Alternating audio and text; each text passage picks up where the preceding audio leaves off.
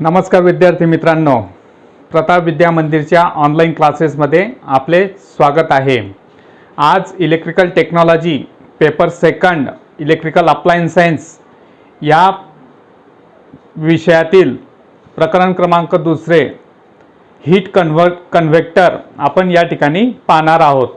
तर हीट कन्व्हेक्टर म्हणजे काय की यालाच दुसरं नाव ब्लोअर टाइप रूम हीटर असे सुद्धा म्हणतात। तर 11वीला तुम्ही पाहिलं होतं की आपण जे रूम हीटर पाहिलं ते साध्या पद्धतीचं रूम हीटर होतं की एकदा त्याला सप्लाय दिला की ते रॉड त्या ठिकाणी गरम होतात आणि ते रूमभर ते उष्णता पसरवत असतात। पण त्याचा पुढचं आहे आपलं ब्लोअर टाइप रूम हीटर। तर आता आपण जर मानवी शरीराचा विचार केला मित्रांनो, तर मानवी शरीर हे नाजूक असतं। उदाहरणार्थ उन्हाळ्यात जर आपण पाहिलं तर उन्हाळ्यात लगेच आपल्या त्या ठिकाणी उकाळा त्या ठिकाणी जाणवत असतो आणि उकाळा जाणवत असल्यामुळे मग काय होतं, त्यावेळेस आपण फॅन लावतो, काही जण कूलर लावतात आणि काही जण जे आहेत ते आपल्या परिस्थितीनुसार एअर कंडिशनर सुद्धा त्या ठिकाणी लावत असतात। म्हणजे सांगण्याचं तात्पर्य आहे की जेणेकरून ते आपलं शरीर हे थंड ठेवण्याचा त्या ठिकाणी प्रयत्न करत असतात, त्या दृष्टीने ते आपलं शरीर थंड ठेवत असतात। आणि तोच हिवाळा आला तर हिवाळा आल्यामुळे काय होतं, मग हिवाळा आला की तेच पद्धतीने मग ते आपल्या शरीराला थंडी त्या ठिकाणी लागत असते, गारवा त्या ठिकाणी गारठा लागत असतो। म्हणून आपलं शरीर उबदार ठेवण्यासाठी जाड कपडे उदाहरणार्थ स्वेटर असतील, शाल वगैरे त्या ठिकाणी ते वापरत असतात, जीन्सचे कपडे त्या ठिकाणी वापरत असतात। परंतु असं आपल्या भारताचं जे उत्तर साईड आपण पाहिली तर त्या ठिकाणी जास्तीत जास्त गारठा हा त्या उदाहरणार्थ मनाली वगैरे असेल त्या ठिकाणी जास्त गारठा त्या ठिकाणी असतो। मग अशा वेळेस काय असतं, हिमाचल प्रदेशचा भाग पाहिला तर त्या ठिकाणी थंडी ही जास्त प्रमाणात असते। म्हणून त्या ठिकाणी हीटर लावणं हे आवश्यकच असतं। आपल्याकडे पाहिलं तर आपल्याकडे सुद्धा परिस्थितीनुसार काही लोक हे रूम हीटर वापरत असतात किंवा हीट कन्व्हेक्टर किंवा ब्लोअर टाइप रूम हीटर हे त्या ठिकाणी वापरत असतात। तर मग आता जनरली आपण जर खेड्यांवर गेलो तर हिवाळ्याच्या दिवसांमध्ये लोक हे बाहेर शेकोट्या करून बसलेले असतात। तर त्याचंही कार्य त्याचप्रमाणे तेच असतं की आपले शरीर कसं उबदार असेल त्याच्यानुसार याचं हे काम हे चालू असतं। तर मग हे ब्लोअर टाइप रूम हीटरचं त्यावेळेस आपण वापर करतात उत्तर भारतामध्ये आणि त्या ठिकाणी आपली रूम त्या ठिकाणी ती गरम करत असतात। आता रूम हीटर आणि ब्लोअर टाइप रूम हीटर याच्यामध्ये फरक काय असतो, तर रूम हीटर जे असतं ते रूम हीटर एकदा सुरू केलं की ते रूममध्ये जशी जशी हवा पसरत जाईल, ज्या दिशेला ती हवा पसरत जाईल त्या दिशेने ते गरम हवा हळूहळू असं करत ती पूर्ण रूम ते हळूहळू त्या ठिकाणी गरम करत असतं। परंतु हे ब्लोअर टाइप रूम हीटरमध्ये काय असतं, मग याच पद्धतीने 2 रॉड त्या ठिकाणी असतात, कॉइलचे रॉड असतात। ते कॉइलच्या रॉडच्या मागे पंखा लावला असल्यामुळे तो फॅन सुरू झाला की ते गरम हवा त्या ठिकाणी ते बाहेर फेकत असतं, आपण ते पुढे पोहोच। तर या पद्धतीने आपलं ब्लोअर टाइप रूम हीटर त्या ठिकाणी असतं। मग याचं कार्यतत्व कसं असतं, याचं कार्यतत्व असं असतं की एखाद्या पदार्थाला आपण सप्लाय दिला तर त्याच्यामधनं उष्णता निर्माण होते आणि ती उष्णताचं काम कशा पद्धतीने करून घ्यायचं हे ते आपले वैज्ञानिक लोक इलेक्ट्रिकल क्षेत्रातले जे काही इंजिनियर असतात ते करत असतात। म्हणजे प्रत्येक पदार्थाचा हा गुणधर्म असतो। आता ज्या पद्धतीने आपण विद्यार्थी आहोत, प्रत्येक किंवा मानव जाती आहे, प्रत्येक माणसाचा स्वभाव हा वेगवेगळा असतो। आता सपोज एखाद्याला जर आपण आता एखाद्या वर्गावर शिक्षकांनी रागवलं किंवा आईवडिलांनी मुलांना रागवलं, आपल्या घरात 2-3 भाऊ बहिणी वगैरे असू तर आईवडिलांनी जर आपल्याला रागवलं तर प्रत्येकाच्या प्रतिक्रिया ह्या वेगवेगळ्या असतात। कोणी रागवलं तू शांत बसून जातं, कोणाला रागवलं तर तो मनातल्या मनात खाऊन घेतो, कोणाला रागवलं तर तो थोड्या प्रमाणात त्या ठिकाणी प्रतिक्रिया देतो। परंतु काहींना जर रागवलं, काही पण असे असतात की ते लगेच त्या ठिकाणी रिॲक्ट होतात आणि त्याच्यावर ते प्रतिक्रिया देतात। अशा स्वरूपात त्या ठिकाणी मग भांडणींना त्या ठिकाणी सुरुवात होत असते। म्हणजे सांगायचं तात्पर्य एवढंच की प्रत्येक माणसाचा जसा स्वभाव वेगवेगळा आहे तसंच प्रत्येक पदार्थाचे सुद्धा गुणधर्म हे वेगवेगळे आहेत। मग ज्या पद्धतीने आपण पाहिलं की एसी मोटरमध्ये आपण कॉपर कॉईल, कॉपर तार ही वापरत असतो. कॉपर तारला आपण सप्लाय दिला की ते कॉपर तारमधनं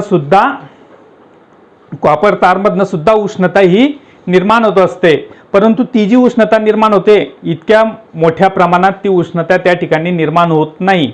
म्हणून आपण त्या फॅनच्या मागे सुद्धा मोटरच्या मागे सुद्धा एक फॅन लावलेला असतो. एंड प्लेटला जे असतं, आता तुम्हाला जर पाहिजे असेल आपल्या घरी पाण्याची मोटर असेल तर त्या सगळ्यात शेवटी काय असतं, सगळ्यात शेवटी फॅन लावलेला असतो, प्लास्टिकचा फॅन. मग त्याच्यामुळे काय होतं, तो शाफ्टला कनेक्ट केलेला असतो. त्याच्यामुळे ती शाफ्ट फिरला की तो पंखा फिरतो, म्हणजे ऑटोमॅटिक आपली कॉईल त्या ठिकाणी ती थंड होत असते.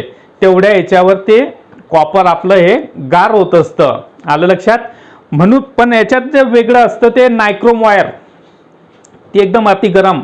जसं एखाद्या, आता मगाशी सांगितलं, आपण रागवलं आणि एखादा जर लगेच रिॲक्ट होत असेल, त्याच्यातलाच हा नायक्रोम जो धातू असतो तो लगेच त्या ठिकाणी रिॲक्ट करतो. म्हणजे तो त्या श्रेणीतला तो त्या ठिकाणी मोडला जातो किंवा गणला जातो की त्याला सप्लाय दिल्यावर त्याच्यात प्रचंड अशा प्रमाणात उष्णता निर्माण होते. म्हणून त्याचा उपयोग आपले इंजिनियर जे आहेत, इलेक्ट्रिकल इंजिनियर, त्याचा उपयोग हे जे उपकरणं गरम करतील, उदाहरणार्थ आपली इस्त्री असेल, हीटर असेल, शेगडी असेल, किंवा आता हे हीट कन्व्हेक्टर, यामध्ये ह्या कॉईलचा म्हणजे ह्या धातूचा उपयोग ते कॉईल म्हणून करत असतात. म्हणजे त्याला काही एकदा सप्लाय दिल्यानंतर तो उष्णता ही त्या ठिकाणी निर्माण करत असतो आणि ती उष्णतेचा आपण आपले रूम गरम करण्यासाठी किंवा पाणी गरम करण्यासाठी त्याचा उपयोग हा करत असतो.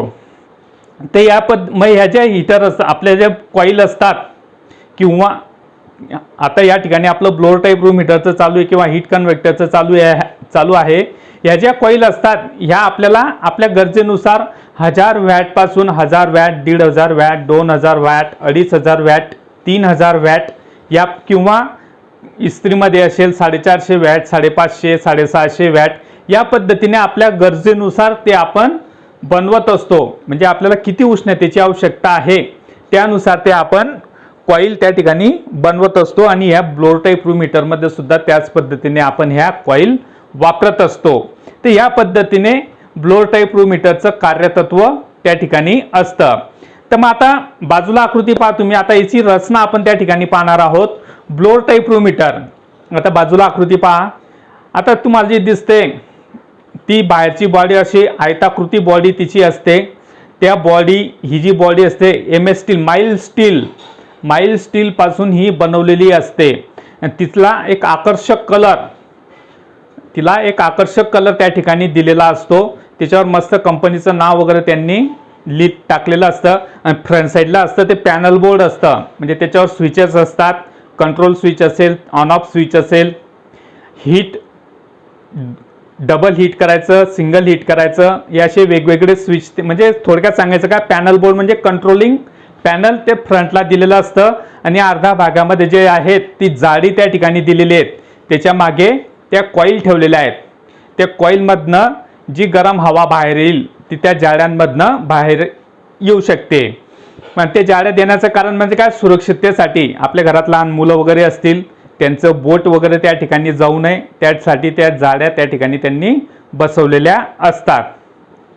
आता ही दुसरी आकृती. आता त्याचं आपण इंटरनल कनेक्शन पाहू. आता त्याचं इंटरनल कनेक्शन कसं असतं. आता ही आकृती तुम्ही पहा. आपण सप्लाय जोडल्यानंतर एक फॅन त्या ठिकाणी दिलेला आहे. त्या फॅनच्या पुढे त्यांनी त्या कॉईल ठेवलेल्या आहेत. आणि त्या कॉईल ठेवलेल्या आहेत. जसं त्या कॉईल गरम होतात, आलं लक्षात. आणि जशा त्या कॉईल गरम होतात, त्या कॉईल गरम झाल्या आणि तो पंखा पण त्याच वेळेस चालू होतो. त्या पंख्याच्या शापला आपली ती मोटर जी असते, मोटरच्या शापला फॅन जोडलेला असतो. तो सेंट्रिफ्युगल फॅन असतो. ती मोटर या ठिकाणी शेडेड पोल मोटर त्या ठिकाणी वापरलेली असते. आणि जसंही आपण सप्लाय दिला तो फॅनही चालू होतो आणि त्या कॉईल सुद्धा गरम व्हायला त्या ठिकाणी सुरुवात होतात. आणि त्या कॉईल त्या ठिकाणी गरम व्हायला सुरुवात झाल्यात म्हणजे मग ते आपलं फॅन जो असतो तो फॅन हवा त्या ठिकाणी बाहेर फेकत असतो. तर हे सगळे जे असतात हे सगळे त्या बॉडीमध्ये त्यांनी ते फिट केलेले असतात.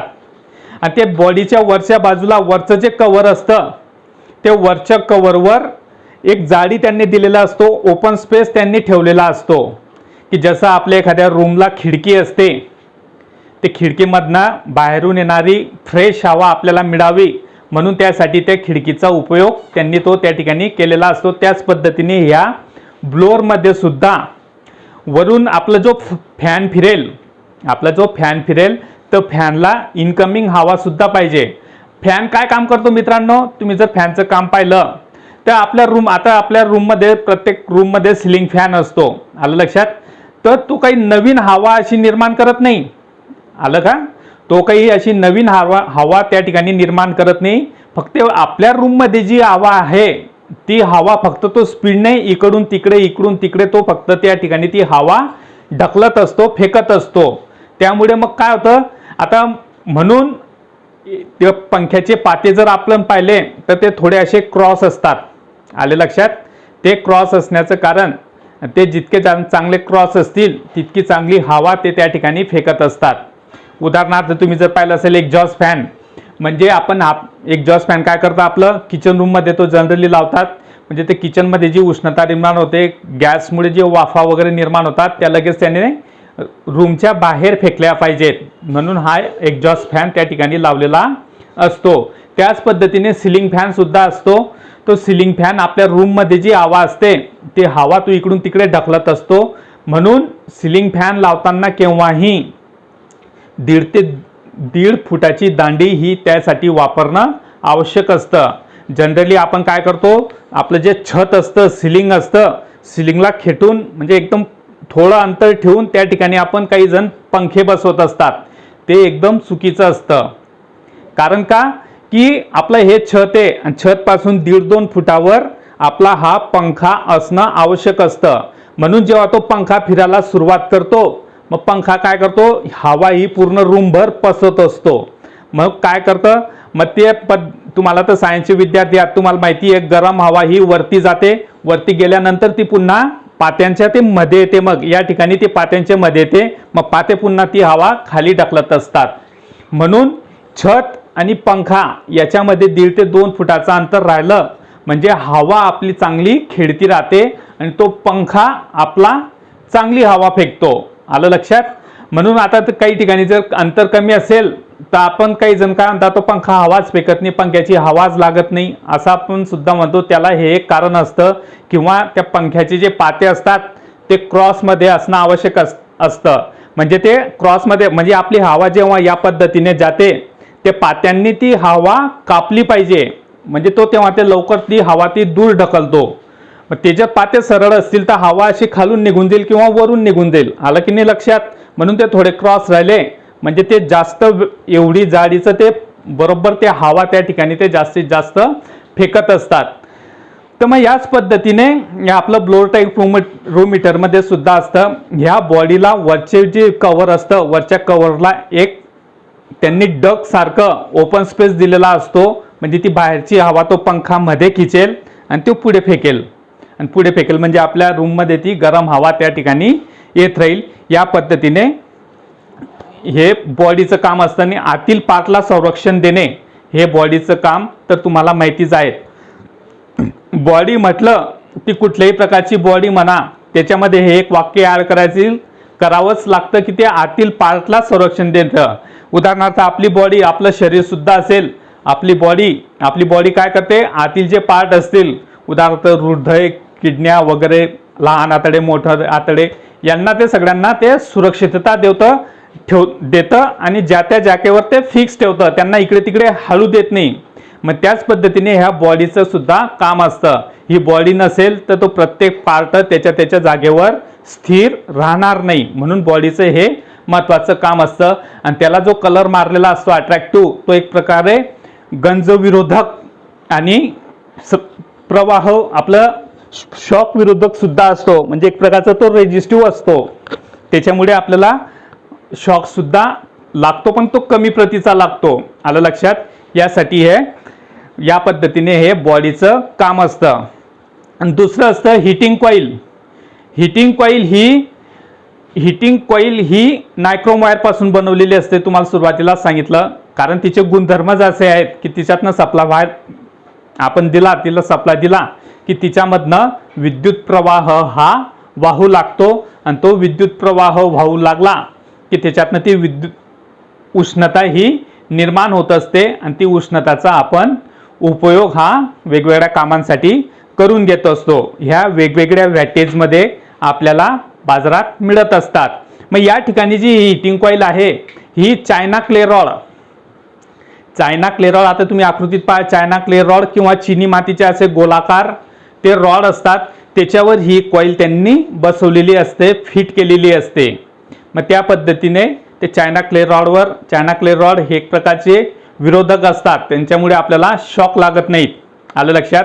हे चायना क्ले रॉड आपल्या साध्या शेगड्या सुद्धा असतील की ज्याच्यावरती खेड्यांवर तुम्ही पाहतात त्या शेगड्यांमध्ये सुद्धा हा चायना क्ले रॉडचं मटेरियल वापरलेलं असतं आणि त्याच्यावरती कॉईल फिरवलेली असते. या पद्धतीने हे नायक्रोम कॉईल असते.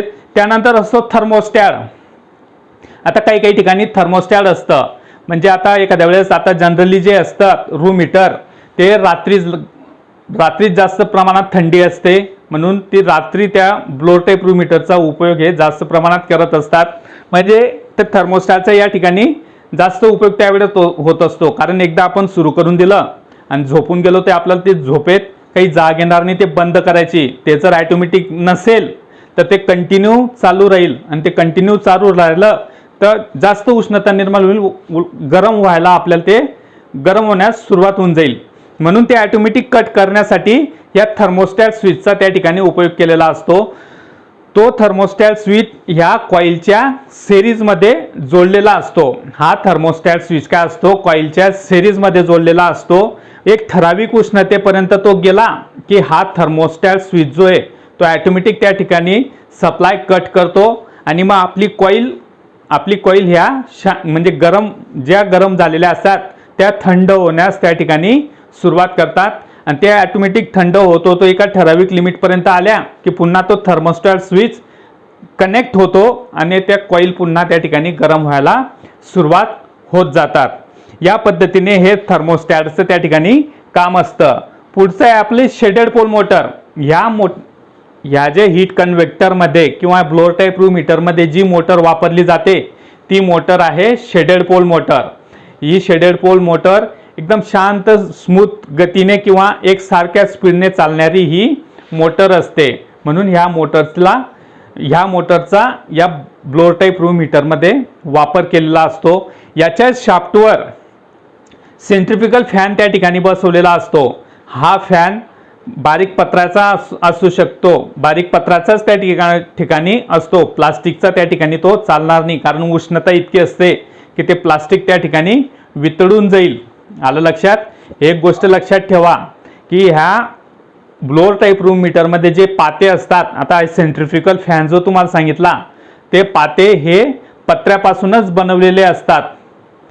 ते प्लास्टिकचे का नाही बनवत हे तोंडी परीक्षेमध्ये तुम्हाला विचारू शकतात, कारण ते प्लास्टिकचे बनवले की त्याच्या पुढे ज्या कॉईल ठेवलेल्या असतात त्या इतक्या उष्णता होतात, इतकी प्रचंड उष्णता त्याच्यात निर्माण होते की ते प्लास्टिक त्या ठिकाणी वितळू शकतं. म्हणून या फ्लोअर टाईप रूम हीटरमध्ये किंवा हीटरमध्ये कुठलाच पार्ट हा प्लास्टिकचा नसतो. ह्या गोष्टी तुम्ही त्या ठिकाणी लक्षात ठेवायचा. बाकीचे पार्ट आहेत मित्रांनो ते आपण पुढच्या तासाला घेऊ. थँक्यू.